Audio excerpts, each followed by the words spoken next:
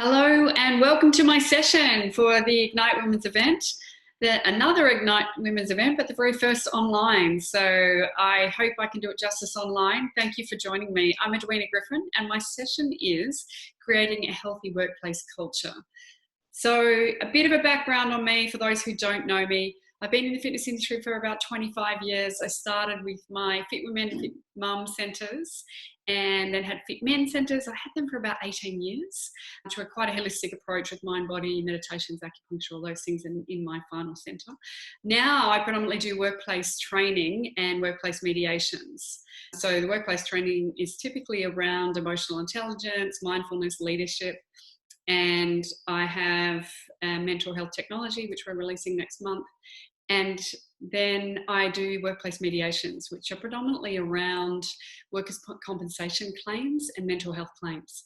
So that means I do deal a lot with workplace bullying, unfortunately, and sexual harassment claims. I will be referring to some of those situations that I've mediated in terms of workplace bullying and how that can play out for all parties involved and what that can mean for your business.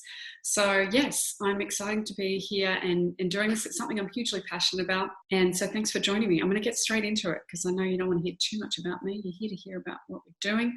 That's what we wanted. So what I'm covering today are the different types of workplace bullying, physical and mental impacts of bullying and toxic culture, and the steps you can take to create a healthy workplace culture. So I'll also look at the reasons people bullying and things like that along the way, but they're the main sort of key points that I hope you're going to take away after my session.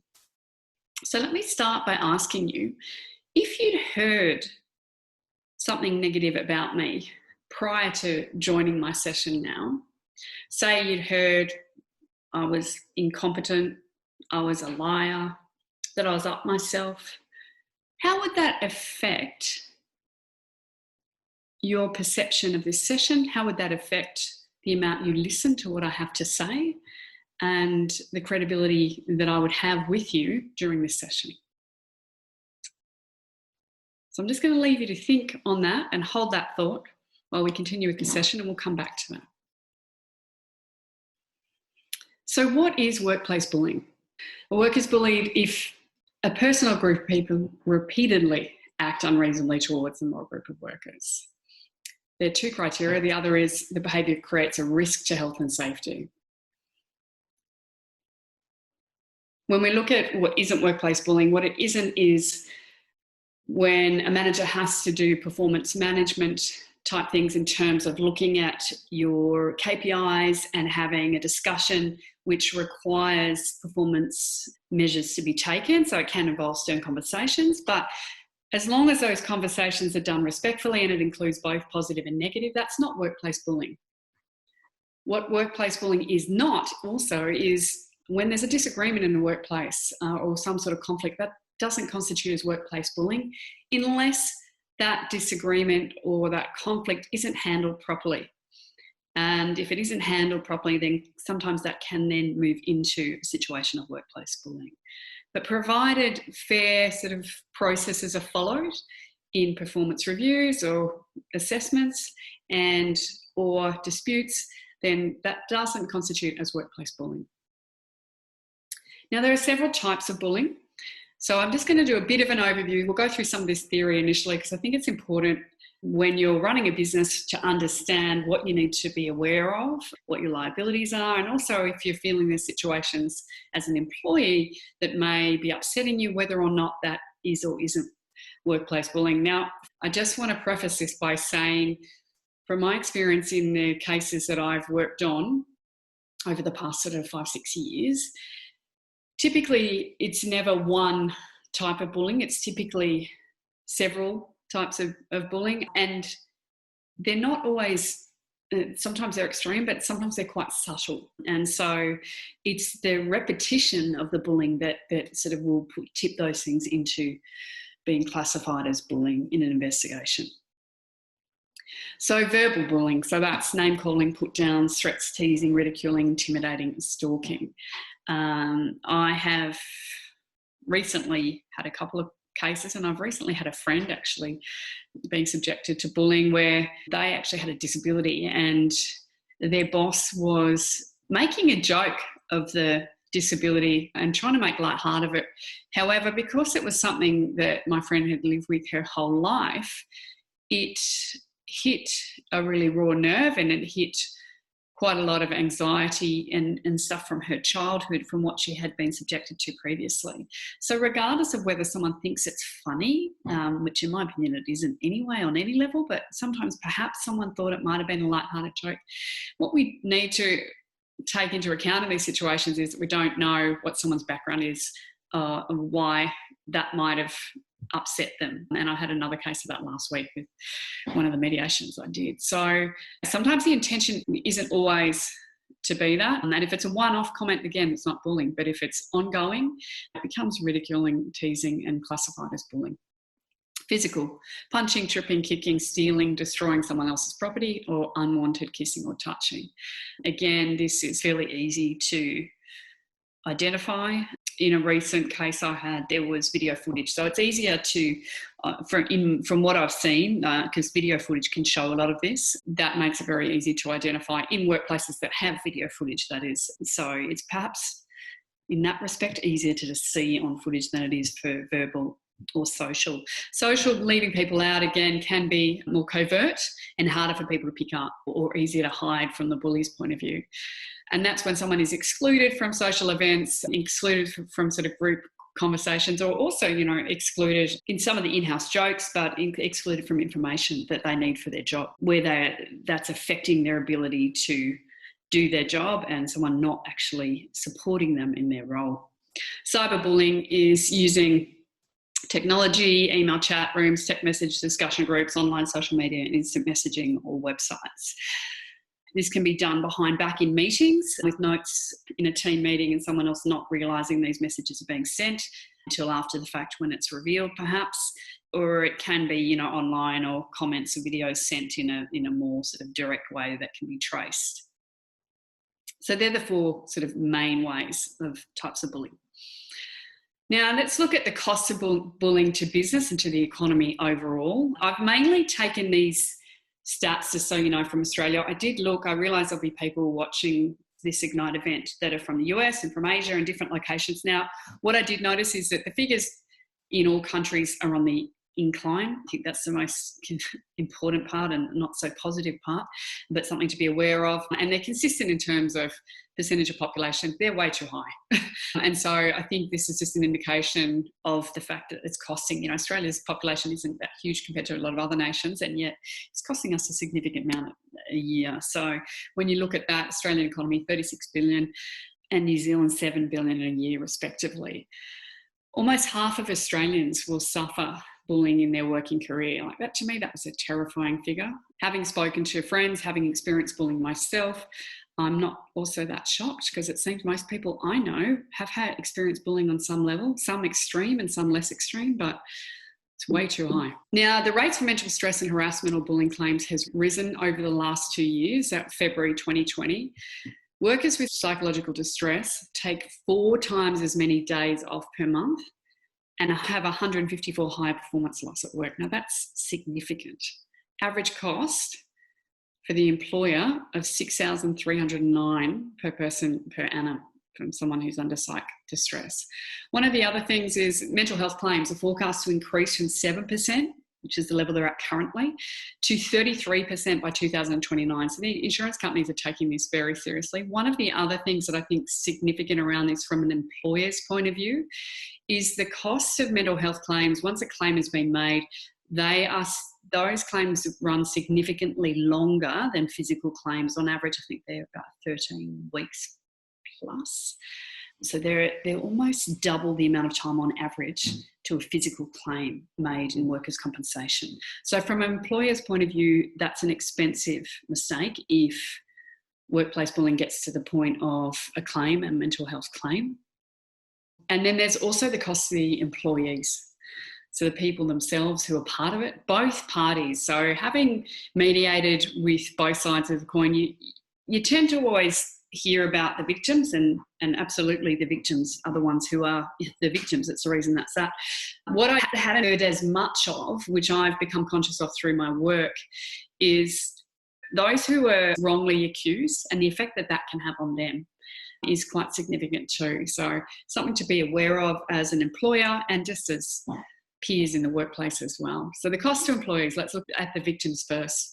Physical health, chronic diseases, the risk of chronic diseases, headaches, migraines, obesity, fibromyalgia, dizziness, stomach aches and chest pains goes up.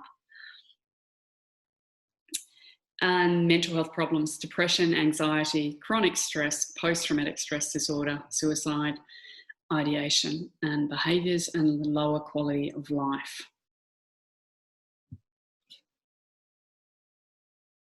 Now, this is what I was just mentioning in terms of the negative outcomes for those who were accused and wrongly accused. This research is for both. There is less research around this, so more needs to be done from what I read. But it also has the effects on them around depression, anxiety, PTSD, suicide ideation, social isolation and negative career consequences. Often they will leave before the case is even or the investigation is even completed. Now, cost and low engagement, the reason I brought these figures in is another interesting bit of research that was done in the Heads Up report showed the effect that the workplace bullying has on those employees who aren't necessarily involved but who are watching and witnessing the effect it has on their peers, and also the effect it has if not acted on, the effect that can have on your staff. If you are a staff member, if you're witnessing it, it can reduce engagement and create huge drops in productivity just around culture and the results that are going to be affected. 12% more sick days.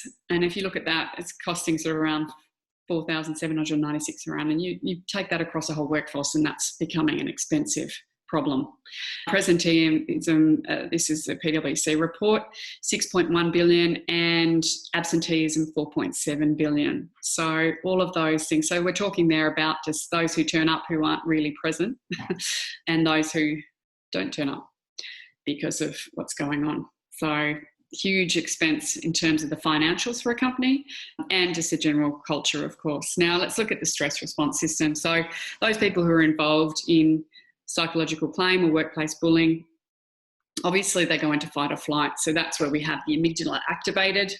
And what happens there when the amygdala is activated, we all know as fitness professionals, heart rate goes up. We know all those sort of adrenaline goes up, cortisol levels go up. And as a result of that also, the rational thinking part of the brain, the neocortex, switches off. So our ability to think rationally, critical thinking, problem solving declines. Again, in terms of our ability to work properly in that state, our ability to perform at our best is affected hugely, and it's not a positive effect. So again, what I've found from my own experience, I have this photograph up to remind me of a situation I went through where I was experiencing workplace bullying, and I thought I was okay. I knew it was toxic, I knew it was horrific, but I had in my head an intellectual understanding. I thought emotionally I was coping, I was meditating every day, I was training for a half Ironman at the time, so I was really fit and feeling strong, and I thought, you know what, this person's was evidently threatened. I don't really know why, but and so I thought the bottom line is I had it under control in my head, but it just kept going on and on and on. And it wasn't until I basically collapsed in the workplace and I was up at the roof level looking down on myself, and I couldn't speak and I couldn't move, and I could see what was going on, but I couldn't communicate. So they ended up calling an ambulance. No one came in the ambulance with me. Again, another example of the bullying. And I got to the hospital and I couldn't speak. Anyway, so as it turned out, I had brain scans and everything. I've never had a panic attack in my life. I've never suffered a sort of anxiety like that. After a month or so of testing, they established they thought it must have just been as a result of the bullying, that my brain just switched off and took me out. And interestingly, the reason I talk about this story is it probably took me 5 or 6 months to really get over. After that, I obviously left the organisation. I chose not to take action. I just wanted to get out. But I went down, to the country and just had to recover. Now, again, I had thought I was okay. And so one of the points in sharing that story is that often you don't know that you're not okay. And the mental and emotional understanding isn't enough to override the physical outcome. And one of the peers who I worked with at that time came to me after the fact and said, it was funny. I noticed that you weren't presenting as well. You just seem to be a bit vague and dropping, not as concise with your presenting. And I noticed this and I noticed that. And I said, well, I wish you'd said something to me. Or I wish you'd stepped up and helped. And so that brings me to a couple of things. So I'm talking about recognizing stress for ourselves. But often when we're in this stress state, there needs to be an understanding when someone is experiencing workplace bullying, they're in fight or flight mode. They're literally unable to think as clearly as normal, and they're just trying to get through. So this is where we need to look out for each other. So if someone can't recognize themselves that something's out, we have a responsibility as a team member to ask them if they're okay. We have a responsibility to go and ask a few questions. We have a responsibility to speak up if they're being bullied. So don't be like some of the situations I've experienced and others have experienced where you see your team members and you don't say anything. How many times in your workplace, or have any of us asked someone if they needed a hand? You can see someone's stressed and you say, do you need a hand? They go, no, I'm okay. But they're not okay, but you just accept it. But actually, they're not coping. And instead of asking again and going, no, I can see you're not okay. What can I do for you? We just accept it and move on. I ask the question, I'll move on. But really, if you see that someone isn't okay, there is a responsibility as a team member to help. If you see that the behaviour isn't right, there is a responsibility as a team member to care and to report it. So my point of this slide is talking about, we have our conscious behaviour that obviously we're all aware of, and then unconscious. And here I've got physiology. And in that situation, that example I've just given you, which was my own situation, my physiology, I wasn't as conscious, my automatic physiology that shut down. The fight or flight shut me down. And again, you've got emotions and beliefs and values that are being challenged when someone's treating you badly. And so unconsciously, your body's just going, this is wrong, I'm not safe, I'm not safe, I'm not safe. The physiology responds to that. And so my conscious brain was going, oh, yes, I know what's going on here, but I can cope, I'm strong enough. My unconscious was going, no, you're not safe. So if you're not going to take yourself out of the situation, we're going to shut you down. So I just wanted to explain a bit of what goes on there, and also an understanding that when someone's bullied, they're not able to perform their best. So it becomes this horrific spiral. If someone's making up stories or trying to set someone up, then they're stressed, then they're unable to perform at their best. So then it becomes quite a toxic environment, and one where people need to support one another. Okay, so what happens if, as an employer, you fail to manage workplace bullying? And what does that mean? Thankfully, we do have an Australian Fair Work Act, as every country has now. So it would be a breach of work health safety laws. Everyone deserves to have an environment that they work in that is safe mentally and physically. And so it's a breach of work health safety if it is not safe. So we often think about the physical work health safety parameters around, not having cords around the treadmill and not having this or that and having clear walkways. But mental health is just as important. There's also can be orders to prevent or stop a worker being bullied under the Fair Work Act. So people can go to Fair Work Commission and have an investigation done where they can force someone to stop bullying. And there's obviously huge fines if the work health safety laws are broken. And then there's serious harm to the mental health with depression, psychological distress, stress and emotional exhaustion from those that are affected or are part of the bullying. So what causes someone to want to bully someone? What are the causes of workplace? Yes, it's a power thing, and we understand that. It's often described as an individual problem in personalities and this, that and the other, which there can be elements of that. However, that is not the main cause of workplace bullying based on the research that's been done. The research that's done here was the one done in the Heads Up report, which found that these were the three main causes of workplace bullying. Frustration and strain is one of the explanations. So when people are hugely stressed, and this is where the role of the employer or the manager in terms of ensuring that the workload is realistic and that it's achievable, and if it's not, to actually have conversation with them and support them in whatever way they need, or if they've not got the training or whatever it is that they need to be able to do their job safely and comfortably in their role. So that's something to be very aware of right now with COVID-19 and all the changes and all of the extra expectations that we're placing on people at the moment. If you think about the fact that every time we fail at something, our habenula, another part in our brain, activates. And what that does is it suppresses good feelings and it actually restricts physical movement.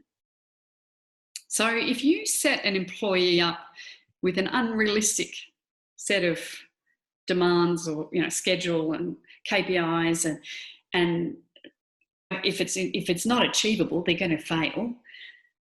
You're then setting them up for a lack of ability to have a positive headspace in your work environment and in their own head. And it also restricts physical movement. So their ability to be motivated to turn up to do things will also be affected if they're set up in failure after failure after failure. So that's just sort of part of the brain chemistry around that, apart from the obvious stress associated with being overloaded with work and unable to cope that we all know, which again goes straight into the amygdala being activated and fight or flight response. So that's one. Interpersonal conflict is another major cause, or one of the other main causes. And when you talk about that, it's obviously disputes that we mentioned previously, and if they're not handled properly. And one of the things I've found in some of my mediations is, interestingly, by the time they get to me, they're in fairly dire straits. And quite often it is a conversation that could have been had months prior to me getting involved or there being a workers' compensation claim, but the conversation just wasn't had. And so I can't emphasise enough how important it is to address conflict quickly in the workplace. If you naturally are not a fan of conflict, just get some training and learn to deal with conflict, because conflict is a part of life. It's a part of business, and it doesn't mean that an environment is toxic if there's conflict. It's actually really normal and healthy for an organisation to have a level of conflict. And if you've got a passionate workforce, which so many people in the fitness industry are passionate because they love it, and we're all in here because we love helping people and we're passionate about what we do, with that can be a lot of conflict because you're going to have different passions throwing ideas around. And if that's handled properly and conflict is dealt with and people are heard and understood and then needs are met, you can work through that quickly. And it can actually highlight some new innovations and new ideas in the business. If there's a conflict, it means someone's frustrated and something isn't being heard sometimes. But if it's not, then it escalates into this situation where people feel unheard, and then it can distort into less healthy communication and bullying. So the other final one is Intergroup Explanation, which is talking about the overall culture of an organisation, which is, again, something that is in the Beyond Blue report. Poor organisational culture and lack of leadership was the main cause they found from their research. So when we look at poor organisational culture, how do you shift the culture of an organisation, or how do you improve the culture that you already have to prevent workplace bullying happening? And what does that look like? So social inclusion is important. Social inclusive society is defined as one where all people feel valued, their differences are respected, and their basic needs are met so they can live in dignity. I love that definition. That's why I've given it its own slide. A socially inclusive society is what a workplace is. We're creating a culture. It's a tribe. It's like a family. And so all of those qualities need to be upheld in a workplace. And so how is it that you do that? Now, I think workplace bullying policy is something that every organisation does need to have, regardless of the size of the organisation. One of the issues that has come up in situations I've had, often in a small organisation, you don't have to have an HR department if you don't have that many staff, which can create problems in a bullying situation for employees because they have to have a representative for HR, but often you'll find that representative is either the assistant or the direct report of the bully. And I've experienced that. And I've also witnessed that in mediations. So it's really important to have a workplace bullying policy so that anyone can go look at the policy, and there are procedures that are agreed on. Now, in terms of having the policy, there are examples that I'm happy to share if anyone needs an example of a policy. It's important to involve the staff in the process. Like any new policy, the more you involve the staff, the more buy-in there'll be, but also to understand what the issues may be within your organisation specifically, because a smaller organisation is going to be very different to a larger national or international company in terms of the issues that might come up and that staff want addressed. And you may also become aware of little shadows that you may not have been conscious of in terms of bullying that may be already going on. One of the other keys, I think, is to get staff to commit to the policy. So if the policy already exists in your organisation, then I guess one of the other points I would make around this is to make sure that it is reinforced throughout the induction of an employee, the performance reviews, promotions, and then on exit, that the workplace bullying policy is enforced, is recognised, and that it is an ongoing policy that is reviewed so that there is a procedure to follow.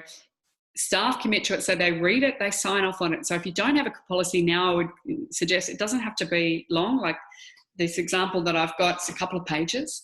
Staff commit to it, they sign off on it, then everyone is in agreement that this is what constitutes as bullying, and these are the processes that you follow if you want to make a bullying complaint. Because one of the problems that is documented and that I've also witnessed is that employees often don't feel safe to report bullying, whether it be a peer noticing someone else that works with them being bullied, or whether it's the victim of bullying themselves. They're concerned that they don't have the power to do anything about it, or that their manager doesn't have the power to do anything about it, and they're concerned they'll then become the targets if they report it. So there needs to be a really clear bullying policy, who they report to, what the steps are, and then if there is an investigation or the need for an investigation, who would take part in that. One of the other challenges I've found in mediations has been around companies getting internal investigations. One of the challenges with that is there can be a power play within that and information withheld. There can also be disadvantages to getting an external person in. People don't feel safe, it escalates it even more. So you need to weigh that up based on your organisation and what's going on. I just wanted to flag the pros and cons around it. One of the most important things that I cannot emphasise enough from an employer's point of view, and I guess an awareness for employees, is that the speed at which you address a bullying complaint is incredibly important, and it is incredibly important in terms of liability that you, and general decency really, that you address it quickly and that you don't push it to the side. I have also experienced myself and witnessed situations with HR departments not documenting anything and not doing anything about it. Those are the situations when you are likely, from the experiences I've seen, to then just receive a bullying claim and potentially a psych claim for workers' compensation if someone isn't heard. So address it early on. Then hopefully it doesn't get to the point of a workers' comp claim, which is going to cost your business and create stress for everyone involved. Update it continuously. So if there has been a claim of bullying, then it's important to go back and go, okay, what happened in that? What steps did we take? What were the repercussions of those steps? Did they work well? Did they not? What worked well? What didn't? Do we need to change anything as a result? So updating it continuously is important. And this is important for, yes, the victims involved. Whether or not the bullying case is upheld, it's important that it's addressed because the whole workplace is conscious of it and the whole workplace is watching. In terms of providing a safe environment for all employees, they're all looking to see what happens if I'm bullied? How does this company respond to someone being bullied? Am I safe? If I go and report something, will it be listened to? Okay, risk assessment. I touched on this previously when I was talking about COVID-19. COVID-19 is a situation where the chance of bullying is a lot higher because the level of stress has just gone up tenfold, if not more. And so people are going back into the workplace with huge demands on them. They may already have other demands going on back at home financially now because we've all had income affected and stress in families, as well as going into a workplace where the workplace demands have then just escalated because we have to take so many more precautions. So in terms of a risk assessment, the risk of having dysfunctional behaviours come through are high. And if you think back to the subconscious beliefs and thoughts that I had on that iceberg, that stuff we're not conscious of might start to come through if we're in fight or flight mode and we're responding in that full fight or flight mode, which is not necessarily using rational thinking. A lot of deeper beliefs and insecurities will come out, and often dysfunctional behaviours will come out more so. So when you're doing risk assessments, that's considering all types of jobs and the level of risk that it is, how often and prevalent it is, so that you can consider that and look out for that. And it may mean to reduce the risk in certain activities or to reduce the risk of bullying or workplace culture problems generally. You manage to do more training than usual. And here we are on training. So do your staff know how to handle conflict? Training staff and role playing on conflict resolution with clients and customers coming in. If clients and customers start arguing over things, and staff being able to manage that, but also being able to manage conflict, whether overt or covert behaviours that are going on in the workplace. And I think this is a really important time to re-establish culture and values, given that the expectations have changed, the goals have potentially changed for your fitness industry in terms of business performance. All of that's changed. And how are you going to train up your staff and establish a healthy workplace culture? Because let's face it, the performance piece is going to be harder to achieve. So how are we rewarding our staff? We need to give them more rewards to cope with what's going on. And so making the rewards based on effort rather than performance, because effort is going to be tenfold.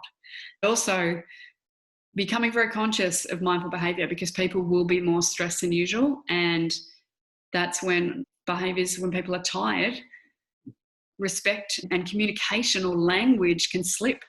And that's the stuff that can creep in at a time like this. So to ensure you don't get that creep into less positive communication between peers, then certainly training is going to become more and more important, and communication with staff more regularly. If you don't have the budget for excess training right now, if you do, great, then put it into this. Otherwise, running your own training and bringing in mindfulness and behaviour and getting everyone on board on what that culture is and what is our agreed codes of behaviour. Now, one of the interesting bits of research that came out from World Health Organization in 2016 was that training on resilience had 13 times more effect than medication for depression. I love that statistic because resilience is something that's needed with us in the fitness industry at the moment, for our staff, for our teams. If people are feeling down and depressed, and this was around medication depression, bring in some training around resilience. And what does that include? Optimism. Okay, so who's leading that? And are you putting structures into your business to establish that? Self-belief, control of self, willingness to adapt, willingness to be flexible, ability to solve problems, emotional awareness, social support, and sense of humour. So I've put something in here on emotional intelligence. All people experience emotions, but research shows only 36% of people can identify emotions when they occur. Identifying emotions during this stressful time is important to enable people to realise when they're going to a stressful state or not, or recognising when they're feeling great and celebrating that. So emotional intelligence, a lot of people have said to me, what is that? And so I just thought I'd put a little bit of that on here because this is really important for workplace culture. Self-awareness is crucial before you can start having team awareness. You've got on the left unproductive states, self-awareness, An unproductive state is disconnected. Productive state is someone who's present.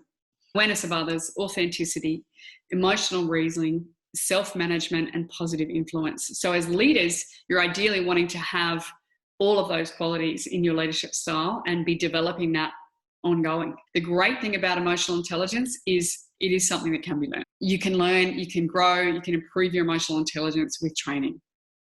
And it is something that will affect culture and affect performance. Research shows emotional intelligence accounts for nearly 90% of what sets high performers apart. So we're looking here at increased personal well-being, leadership ability, team performance, decision-making, stress, and staff turnover. So where are you operating from? Right now, in your workplace, in your home, where are you operating from in terms of your behaviours and in terms of how you turn up?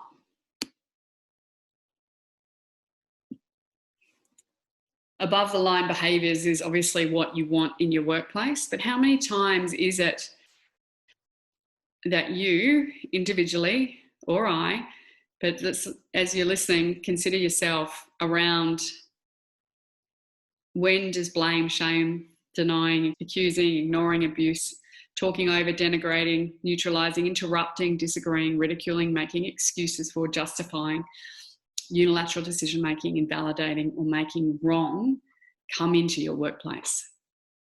How often does it come into your meetings? How often does it come into your performance management or your daily conversations? Or are you permanently encouraging, confirming, solving, taking responsibility, accepting, asking permission, expanding, repeating, exploring, agreeing, complimenting, congratulating, clarifying, reframing, expressing gratitude, paraphrasing, acknowledging, and validating your peers? That's what we're aiming for. And during the next few weeks, going back into the workplace with all the extra stress of COVID-19, I want you to remember where you're operating from at every point. Yes, of course, we are above the line when we're with clients. We all put on our best.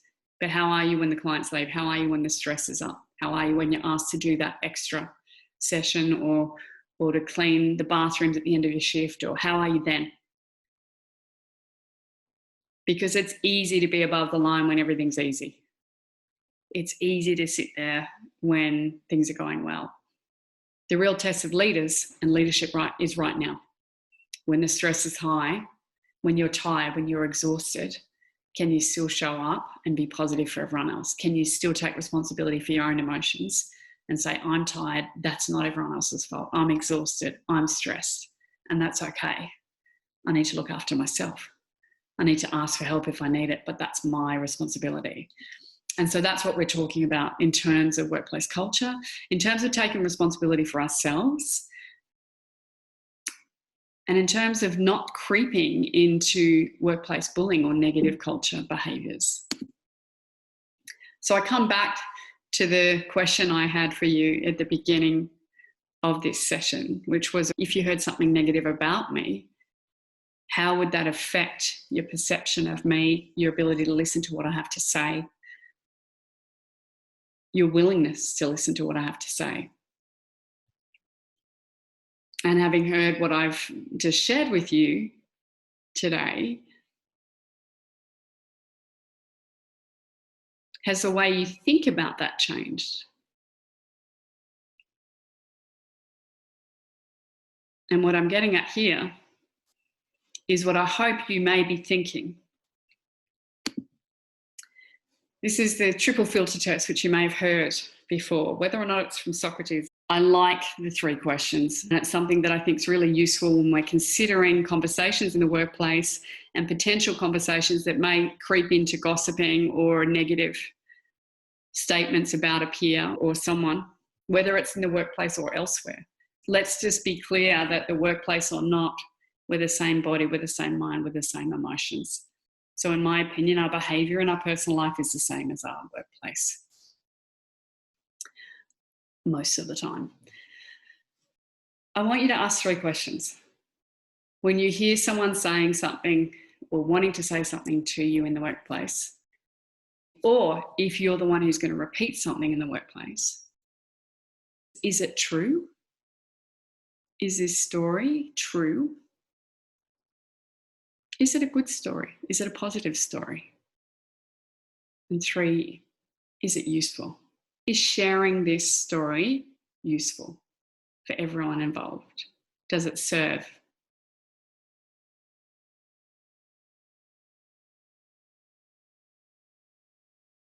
And in my opinion, all 3 of those should be a yes. Sometimes good is something that can't be controlled and the story needs to be shared. But I encourage you to ask those 3 questions before you either share a story in the workplace or before you take it on board and listen to someone else sharing the story. And if someone does share a story with you that isn't true, isn't necessarily true, isn't good, and doesn't really give any use or have any purpose for your workplace, tell them to stop. Call it. And if you hear someone saying something nasty about someone in your workplace, think about whether you can be that person who is going to say no to that sort of name calling and bullying in your workplace.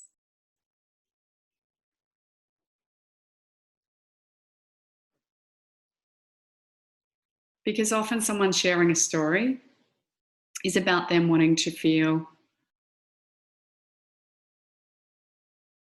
interesting. It's about them wanting to feel important because they've got something that you don't know. Often it's not about helping. Often it's not about the benefit for everyone involved.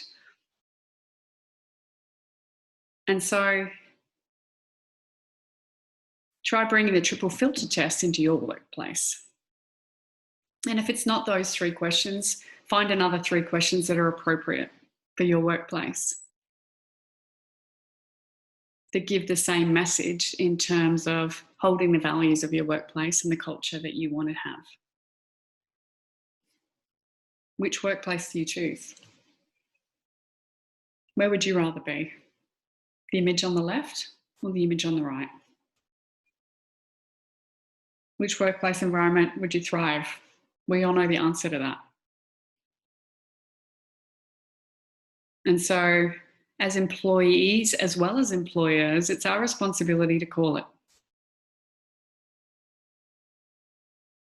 And if we don't call out the small behaviours, these negative behaviours, these negative comments, these negative conversations, the small little gossip builds and builds and builds.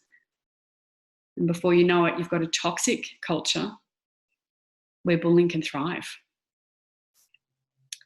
But if an organisation stops the small comments, if those small behaviours are stopped straight away and called out, if the leaders call them out,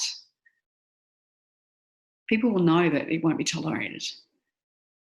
You combine that, upholding that in the workplace with the fact that there is a workplace bullying policy, people won't be able to get away with this sort of behaviour in your workplace. And so if you're a leader, I really encourage you to implement these policies, to not just have a policy on the intranet or in a book on the front desk, to actually implement it in all of your team meetings, to ensure that everyone is happy, to notice one another, to look out for one another. And if you're not one of the leaders and you want to be, lead by example. You'll stand out if other people aren't, and let's hope that other people are.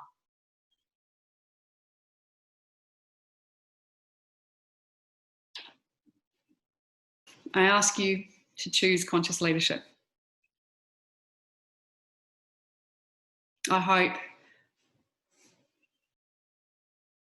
that some of the facts around the damage that bullying can do, particularly the covert, small little chipping away behaviours the effect that can have on someone's psyche.